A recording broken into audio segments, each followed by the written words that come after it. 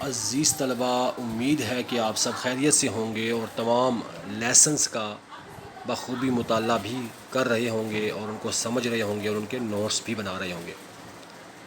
باب نمبر 2، زر، اعتباری زر کے آلات، سبق نمبر 15، لیسن نمبر 15۔ سب سے پہلے ہم دیکھیں گے اعتباری زر کی تعریف۔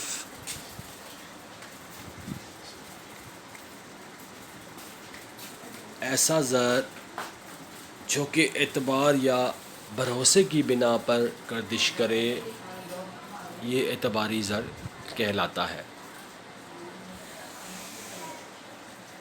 اسے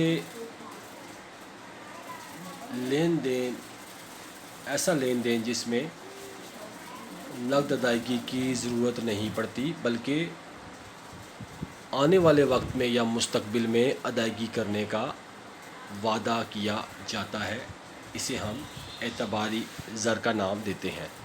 اعتباری زر دو طرح کی ہوتی ہے، ایک زبانی وعدے کے طور پر بھی ہو سکتا ہے اور دوسرا تحریری وعدہ۔ زیادہ تر کاروباری حضرات تحریری وعدے کو اعتباری زر کے استعمال کرتے ہیں۔ اس کے بعد عزیز طلبہ، جیسے کہ آپ کے سامنے ایک ہم نے چارٹ پیش کیا ہے، چارٹ نظر آ رہا ہوگا آپ کو، جس میں ہم نے بتایا ہے کہ اعتباری زر کے کون کون سے آلات ہوتے ہیں، جس میں کچھ آلات جو ہیں وہ آپ کے روایتی یا قدیمی آلات ہیں جن کے بارے میں ہم پڑھ چکے ہیں زیادہ تر کے بارے میں، اور کچھ آلات جو ہیں وہ جدید آلات ہیں جن کے بارے میں ہم آج دیکھیں گے، تھوڑا سا پڑھیں گے ان کے بارے میں۔ روایتی آلات میں کتابی حساب، پرامسری نوٹ یا پرو نوٹ، ہنڈی، چیک، بینک ڈرافٹ، بانڈز اور کفالتیں وغیرہ شامل ہیں، جبکہ جدید آلات میں credit card, debit card, online banking, A T M, ہنڈی، ایم ٹی، ٹی ٹی، یہ تمام کے تمام اعتباری زر کے جدید آلات کہلاتے ہیں۔ آج ہم دیکھیں گے اس کے بعد کہ بینک ڈرافٹ کیا چیز ہوتی ہے۔ بینک ڈرافٹ رقم کو بحفاظت ایک جگہ سے دوسری جگہ منتقل کرنے کے لیے ڈرافٹ استعمال کیا جاتا ہے۔ بینک ڈرافٹ بنوانے کے لیے مطلوبہ رقم بینک میں جمع کروا دی جاتی ہے اور اس بینک سے کسی دوسری شاخ کے نام پر ڈرافٹ جاری کروایا جاتا ہے، اور پھر اس برانچ سے جس کے نام پر ڈرافٹ ہوتا ہے وہ فرد رقم متعلقہ برانچ سے حاصل کر سکتا ہے۔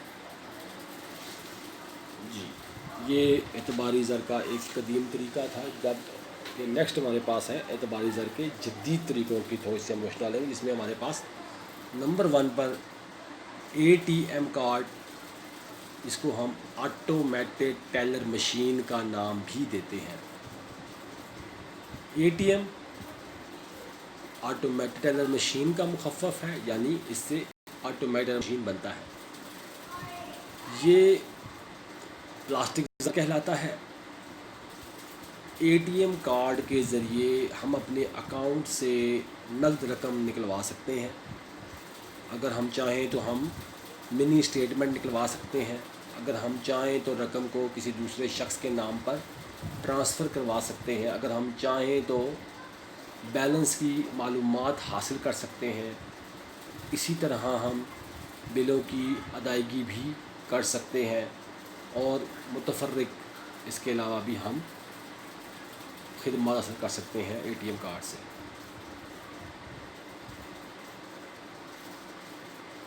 کوئی بھی بینک کا گاہک ایک مقررہ حد تک روزانہ اپنے اکاؤنٹ سے نقد رقم نکلوا سکتا ہے۔ بینک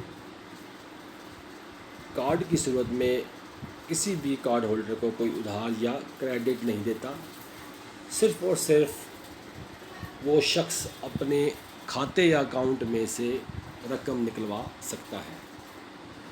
اس کے بعد ہمارے پاس ہے نیکسٹ ہمارے پاس ہے کریڈٹ کارڈ۔ کریڈٹ کارڈ کو بھی ہم پلاسٹک زر کا نام دیتے ہیں۔ یہ کارڈ بینک یا کاروباری کمپنی جاری کرتی ہے۔ اس کی مدد سے ہم عام طور پر بڑے بڑے شاپنگ مالز، تجارتی جگہوں پر ہم اس کو اشیاء کی خرید و فروخت کے لیے استعمال کرتے ہیں، اور اس سے ہم ادھار چیزیں خرید لیتے ہیں، جس کی ادائیگی ہم بعد میں